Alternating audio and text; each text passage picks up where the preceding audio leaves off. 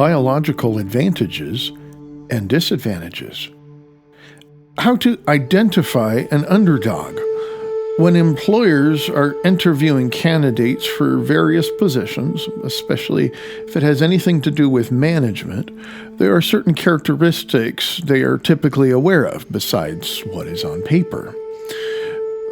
Those are also principles used for other related tasks, for instance, talent scouts. Besides actually having anything tangible to offer or showing little to nothing on an application or resume, there are traits that leaders respond to when determining who they select. First off, alphas like to pick other alphas, and if they are ever going to share their power, just as long as they select are going to remain somewhere in the middle of their pecking order. Therefore, upper management hires lower management seeking alpha traits as well as underdog traits. Does this person have a natural ability to be respected as a leader in addition to a willingness to submit to authority? I would imagine that quite often, just going by what is on various documents and even with checking personal and professional references, these kinds of decisions are made by powerful people who believe they are making a more intuitive choice rather than just logic. When situations like this arise when selecting someone for a management position, for instance, it wouldn't be unusual to hear things like, "I have a gut feeling about her," or "I feel good about this guy for some reason." But what if these intuitive decisions are not intuitive after all? What if these people are making decisions based on logic and information, or rather not based on logic and information, but based on a subconscious thinking process? I believe there is a lot of science to prove this point. There are also reasons why these decisions can turn out to be wrong.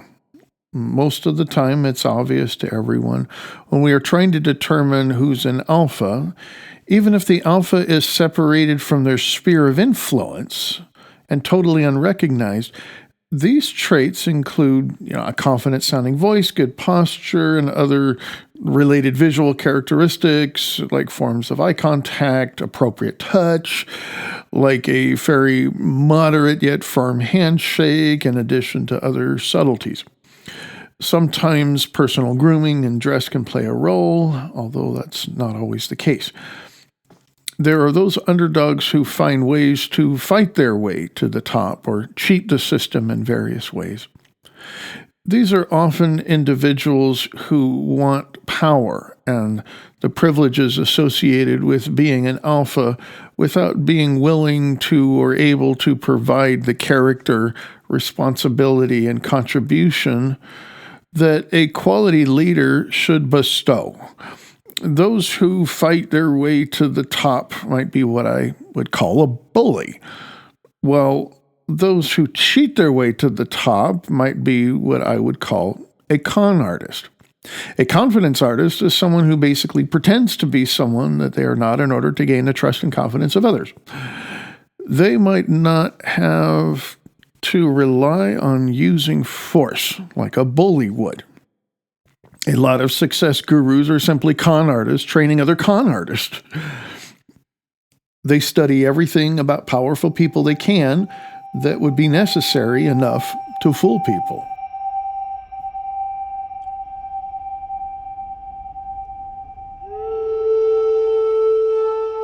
How to identify a con artist. First, the con artist starts to brainwash themselves before they brainwash others into believing they are something that they are not. Renowned con artist Frank Avondale is one of the most fascinating examples I have found. His story is so sensational that a 2002 Spielberg film was made based on his life. He used mentalist techniques, hypnotic suggestion, and other ways to manipulate people from a very early age. As much as I have been victimized by people like this, It has helped me to study why and how they can be so successful. I also admit that I have a bit of history of myself when I was young where I tried to seek out a similar life. I would print business cards of things I was sincerely planning on doing, yet having little to nothing to show for it. Even as dysfunctional as I was back then, it's sad to recall that I did fool a handful of people, including fooling myself.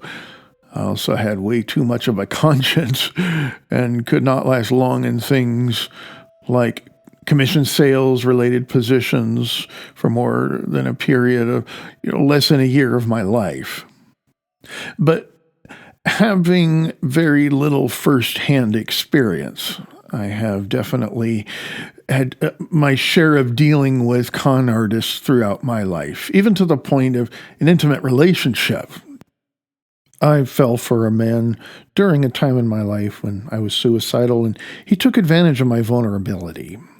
He was the kind of confidence artist that had a diploma mill, PhD, among other things that I won't go into detail about. He was a very convincing man and fooled not only me for several months, but just about everyone around me, my friends and family, his colleagues, and created a whirlwind of destruction in my life. A litter of puppies will allow the alpha to bite and bully, and the other puppies to demonstrate and enforce their position.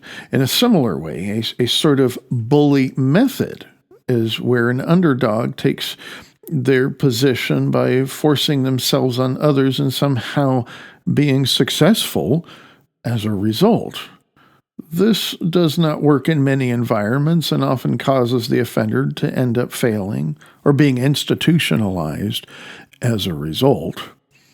But the con artist method, on the other hand, might cater towards individuals who would develop mental abilities as opposed to being more physical. Although I do not see anything essentially wrong with reading books like How to Win Friends and Influence People. I have found that, from my perspective, my conscience will not allow me to practice everything in that book or similar methods. In addition, those books seem to cater towards con artists, and dare I say that classic success guru literature like that can be considered a con artist's Bible. Anything that tampers with the free will of another person is something that I would consider immoral, in my opinion, especially when it comes to making something or someone appear more valuable than what's real. But how do con artists get friends, jobs, gigs, lovers, power, money, and a lot of stuff?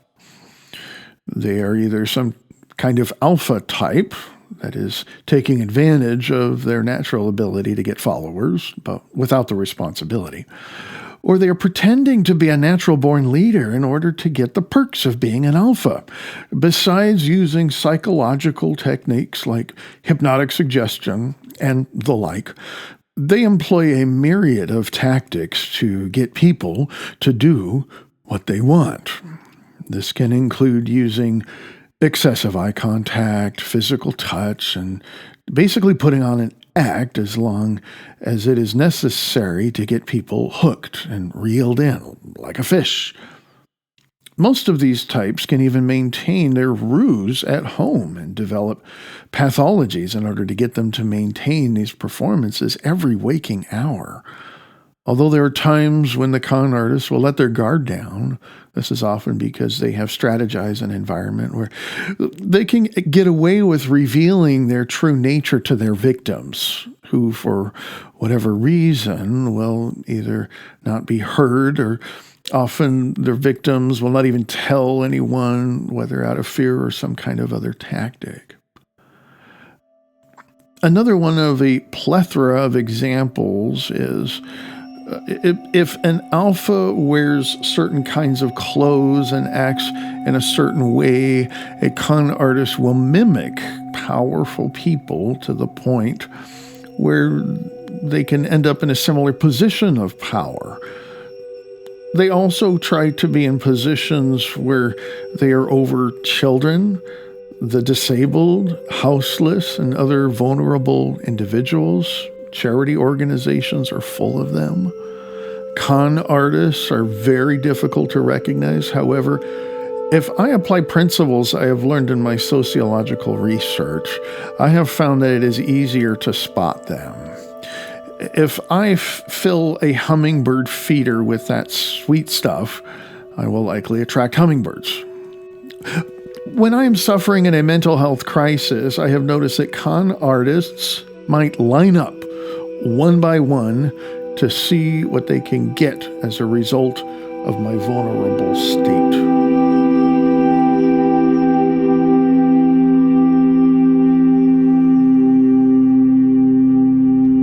The epic PMS phenomenon.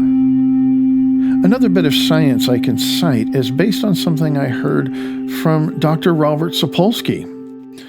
He was talking to a class about how various female biology students who were living together, as most of us know, when women of a certain age live together long enough, their menstrual cycles synchronize.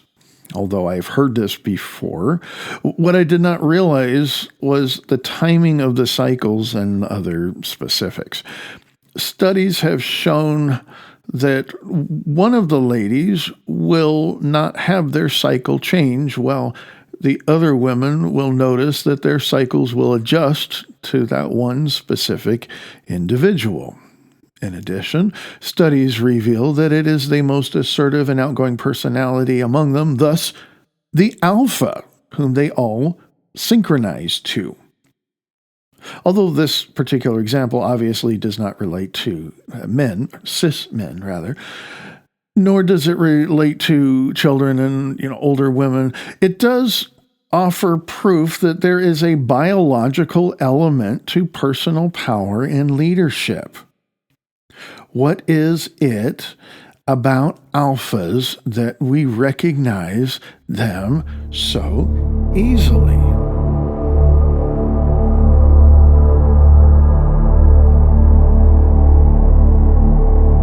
The smell of success. Whether someone is lucky enough to be in some kind of born leader thing, their alpha traits are easy to recognize. Even when they're out of their element, people can see and hear and come to a conclusion, probably within 10 seconds, and decide whether someone is a leader or a follower. Although these decisions feel intuitive, this gut feeling, or whether someone is considered powerful or high-ranking, can transcend both sight and sound. What about how someone smells? Is it because they happen to be wearing some kind of expensive fragrance? In my opinion, that has little to nothing to do with identifying this kind of power, although you might be able to smell a rich person. If you sniff close enough to them, you might be fooled by a dollar store knockoff. You also might smell someone who's even too poor to take a shower. But we can never really smell power and success? If so, what does it smell like? Thinking back to the studies I had exposed myself to in recent years, especially based on a lot of research by people such as Dr. Robert Sapolsky, I have seen enough evidence to convince me that although humans can literally smell power on an individual, the question we need to be asking is whether we are fully somewhat conscious of it.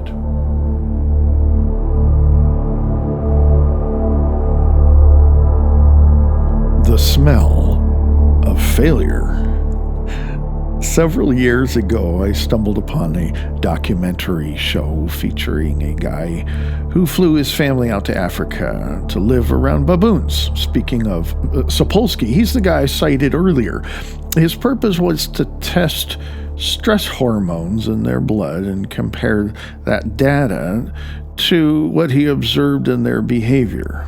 I learned that because of the strict social constructs of baboonian culture, baboons have a very defined pecking order that, from what I could tell, is way more violent than how most animals treat each other.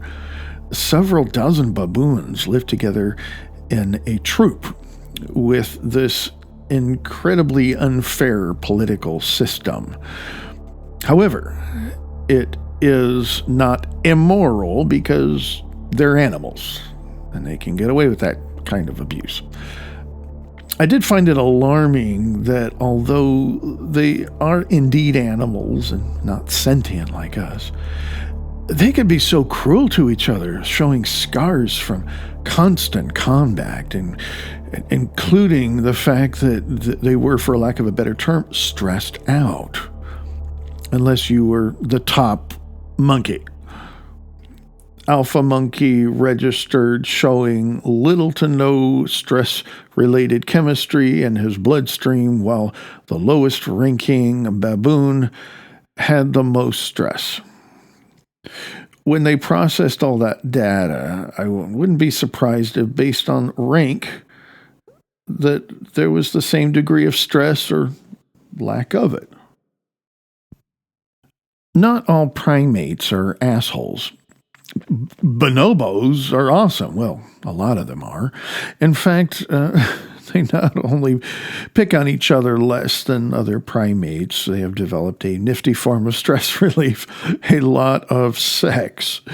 In addition, there seem to be fewer males in power. Personally, I love bears. However, they really can be mean to each other. If a high-ranking alpha bear male thinks a particular cub from a particular girlfriend isn't his, he'll kill and eat that poor little cub. It's sad considering the fact that in so many parts of bear country, they're at the top of the food chain. Occasionally, they might hide in trees for a little bit, hiding from a big cat, but for the most part, they are safe, except from each other or hunters. Since bears are related to pigs, I'm not surprised that they too, also so cute and cuddly, can be assholes. It's sad that even our beloved bonobos can be mean to each other at times, especially when it comes to enforcing rank. But what about whales? I've always viewed whales as being nearly as self-aware as we are, especially the big ones. Unfortunately, with all the magic they possess and all of their mystical songs, whales can be assholes too. They can bully each other, and some can do a lot of harm to their brothers. Contrary to popular opinion, house pets are not always good judges of character. Mostly, what they use to determine whether they like a particular human, besides other characteristics like loud noises and sudden movements, is the way we smell, particularly stress hormones. This is especially true for dogs. With house cats, a way to hack into a cat's psyche is to produce the long blink technique. They do this with each other to let them know they are safe with another cat. Otherwise, wide eyes look alert as if there is something to fear, thus showing distrust and caution. A long blink with that kind of eye contact with a dog might be interpreted as a challenge. However, with all these animal-specific gestures, one thing is for certain about both of these critters. They want to smell you first. In fact, they want to get to their little wet noses so close to your business, it's quite intrusive. That's how much they want to smell you. They like smelling you, at least at first. They need to smell you. People don't really do that to each other, or do we?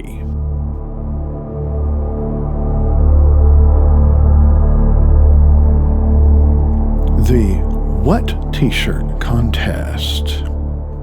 Another bit of research that I've heard from Dr. Sapolsky had to do with what I am reluctantly calling the What T-shirt contest, as opposed to the classic redneck dive bar activity, the Wet T-shirt contest. Subjects were exposed to fearful experiences and then submitted something quite interesting immediately after the event, for instance, skydiving. While most research participants submit data, these subjects submitted their sweaty shirts. Those fear-soaked garments were then presented to a completely different set of test subjects who were tested to see how they reacted to various smells, including the fear shirts, the non-fear shirts, and perhaps other controls like fruit gum, ground espresso, teen spirit, and new car smell. Those other test subjects were placed under surveillance, while others ways to collect data, whether brain waves, blood pressure, heart rate, or other functions could be recorded. Their findings were fascinating.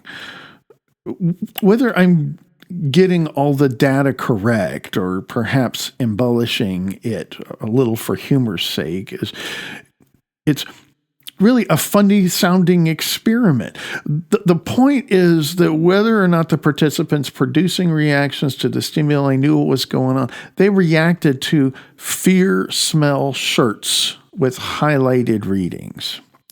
It was as if someone else's stress hormones were setting off something in a different person. In this case, someone totally disconnected beside their sense of smell. People could not consciously tell the difference between being exposed to a fear sweat and a normal sweat-soaked shirt. There was something else at work going on inside the subconscious. We are often told that fear is bad, anxiety is bad, bad, bad, bad. We get it. Even in church, we are taught, be anxious for nothing. Some preachers go so far to say that fearing and worrying are sins. Ouch. In addition, we also have, on the other hand, mental health stuff, educational stuff, and all that other stuff, basically, saying the same thing. It's just that whether they're right or not, we must consider that unless there's some type of anomaly, these things are being said by leaders and heard by followers. Nothing is necessarily wrong with that. It's just that when it comes to rank and status from a sociological and biological perspective, there's a lot of science that says that leaders and followers have very different perspective when it comes to fear. Leaders fear losing their power, getting their nice stuff stolen, and somewhat pathetic stuff like that. Followers, and especially those who are toward the bottom of the pecking order, fear things that are way more threatening. Therefore, it reminds me of a healthy and strong people accusing the sick and suffering that they shouldn't be sick and suffer, and it's bad. And, they should stop being so sick and suffering so much. Fear is very real for those at the bottom. At the same time, just because anxiety is something that shouldn't be a kind of stigma for the underdogs, and that the runts that also don't make it a good thing either. The next time you see someone with an extreme thyroid condition and a messed up metabolism, don't expect them to put in an average effort into weight loss and expect average results. It would be an entirely different battle for them, similar to a substance abuser who has a background as a traumatized combat veteran. Coping with anxiety when someone is at the bottom is an entirely different experience compared to someone suffering at the top. People on the top suffer too. We all know it because that is mostly what we hear, is how powerful and influential people suffer. Boo-hoo. So what kind of t-shirt of theirs are you reacting to? Fear sweat or non-fear sweat? In addition, what kind of t-shirt of yours are they reacting to? Did Gary Larson get this concept correct when he drew the fear-o-sensor for the Far Side comic? It featured a dog with a fear-smelling device that was pointed at a stranger opening the front gate. Technically speaking, we have a similar ability to smell stress-related body chemistry as dogs do. Our ability is not just as sensitive, and we are not conscious of it.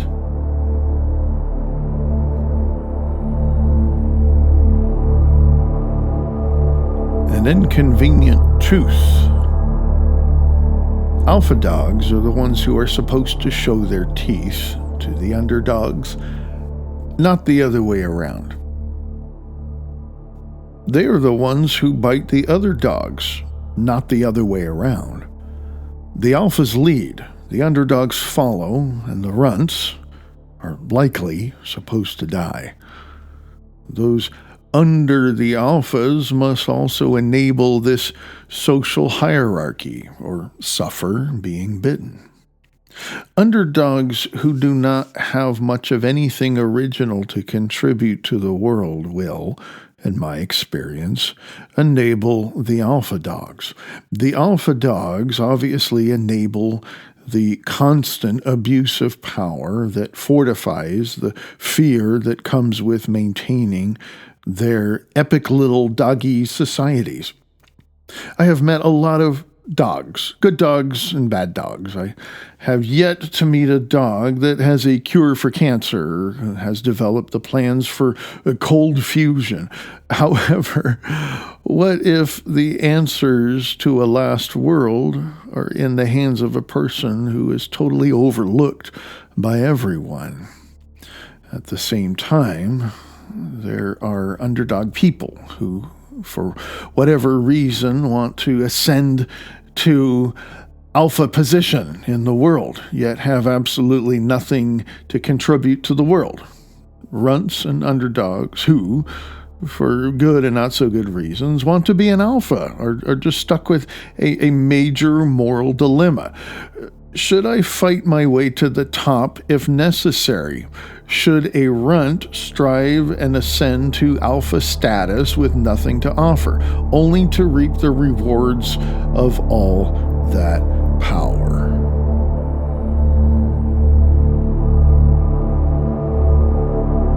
Martin and Malcolm. This brings me to what I reluctantly refer to as the Malcolm types and the Martin types. Activists like Malcolm X made references to American society about how little has changed since the Civil War. Before then, the South often had its field slaves and their house slaves. Both were treated like property, among other crimes against humanity, although strangely, when compared to each other, those who worked in the plantation as opposed to those who worked in the homes had quite a different existence. Martin Luther King Jr. was not only a PhD, he also had a ministerial status, which in addition to other things gave him the ability to be a successful nonviolent resistance leader. As a result, these efforts have made the lives of African Americans a tiny bit better. But what if our beloved MLK was poor, uneducated, homeless, and had no friends or family? Imagine him marching alone or shouting, "I have a dream," to a white cop while he tried to act in civil disobedience. chances are there are a lot of people like that who we'll never see and never know, who conveniently disappear, never to be seen again. Then there are Malcolm types. He didn't have all the credentials. He was faced with a dilemma. Luckily, he was a strong leader and also became a successful advocate for equal rights. But that's not the point I'm trying to make. Underdogs can be any color, any class, any caste, any location. If an underdog, especially a runt, tries to demand equality, the alphas and their enablers bite them until they stop. When they stop resisting or are so beaten down that they cannot fight back any longer, they have to recover and decide whether it is worth pursuing again. This is where they have to muster up any privileges they might have in order to gain leverage to get the respect and fairness they need. If not, they are faced with this dreadful dilemma of whether to act and use force or not. When a child is ignored, they often choose to do nice things to get noticed. Some of them just start acting naughtily, especially if it seems to work for others. However, in my case, it was more of a people-pleasing form of attention-getting. This might work, at least for a season, until the child is ignored again, and attempting to get their needs met, they try more forceful means. This is why a lot of children misbehave, and some of them even go to extremes. One kid I remember in recent years covered himself in lighter fluid. Luckily, we have realized that before he became a living hibachi, I tried to give him a little pep talk, only to realize that this matchlight boy wonder had much deeper issues than this little man-to-man talk could ever cure. In the same way, especially in grown men, when a greedy society ignores the needs of a hard-working adult, especially one who might have something significant to offer to their community, this is where we see guys villainized on the nightly news. I began to look into these stories and found that I had some disturbing similarities. In fact, in my early 40s, I went so far as to begin to identify with these deplorable criminals, with the obvious exception that I refused to act out in violence. I just looked and smelled like them. Therefore, my answer to this ingrown problem of modern society only provides another problem. If an underdog has no more means to gain justice in their life, if using force is being unjust, it's counterproductive to do so. In addition, when an underdog starts to bite other puppies in the litter like an alpha dog, you probably end up seeing just a lot of dog bites and no justice, in addition to the possibility of seeing a dead dog or two. When I was a kid, it was cool to have this infamous bumper sticker on your Volvo or Subaru attributed to Mahatma Gandhi: "When the people lead, the leaders will follow." After the 1980s, we started seeing a different kind of bumper sticker: "When the people lead, the leaders will eventually shoot them." Although very poor taste, especially after the Tiananmen Square massacre, I must admit that there's some truth there, especially considering the fact that Gandhi had way more status than his peers. He was highly educated, internationally recognized leader who had worked in politics, among other things, like ironically becoming a lawyer. Whether he was being carried on some kind of venerated platform or dressing up like a president, he was a powerful man type fighting for an underdog group and he had enough power to where he didn't have to rely on violence. When the people lead, the leaders will follow. Perhaps this quote was taken out of context. Maybe it was Gandhi addressing his trainees. Essentially, there's nothing really wrong with that statement, as long as we consider what kinds of people we are referring to that will start being somehow able to lead our leaders. Basically, you just cannot expect followers to act like leaders and get the same results.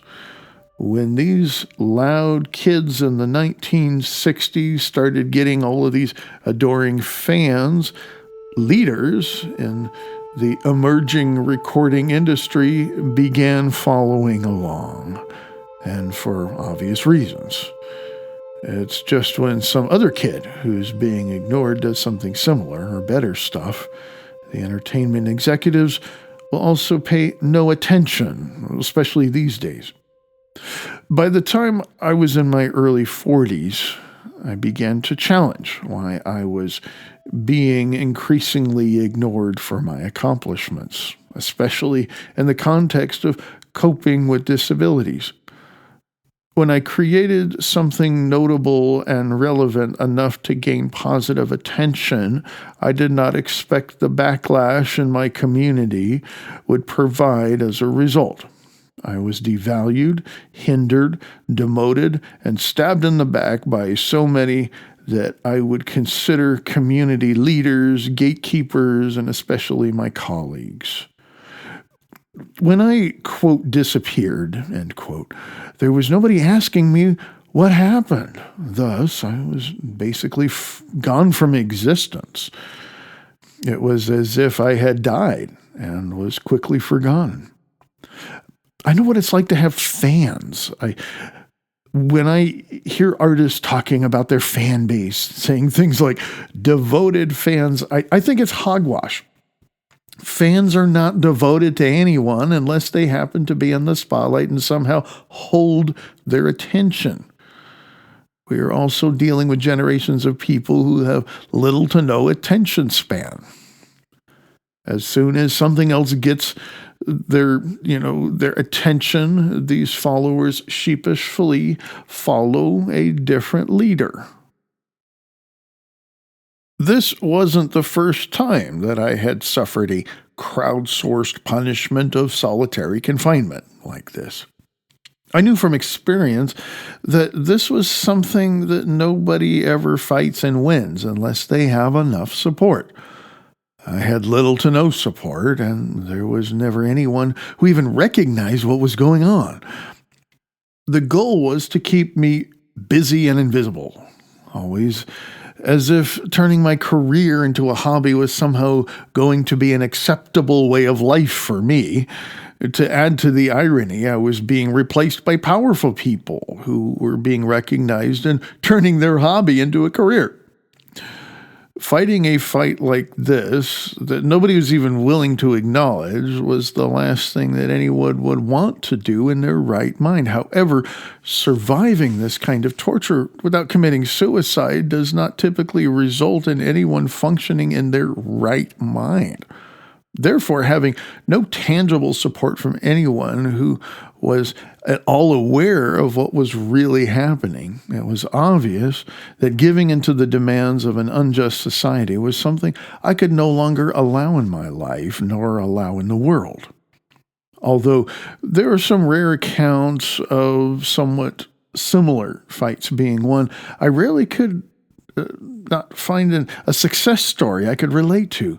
Essentially, this task was unprecedented. Every time I kept running out of ideas, I would start to self-destruct. The only apparent thing left to do was to rely on force. I never planned on harming myself physically, nor did I ever conceive of doing harm to anyone else. However, there was a time in my life where, as an artist and an activist, I'd plan on doing some things that would have risked and probably hurt my reputation. and may have even caused me to have a significant criminal record and would have offended the public to the point of really upsetting innocent people. I would have probably hurt everyone who knew me, including anyone who still considered me a friend or a family member. What stopped me? I'd rather not go into detail, but an unrelated disaster struck my life in an event where I basically lost just about everything. In the aftermath of the crisis, enduring more abuse from society, I thought of how I could fight back alone and started acting in ways that were interpreted as threats. I happened to be in a relationship at the time with a man who encouraged me to stop trying to fight these horrible, powerful, greedy people. Although that relationship turned out to be too abusive and unfair, it was another catalyst for giving me an opportunity to refrain from being forceful, which could have ruined my life even more than it already was.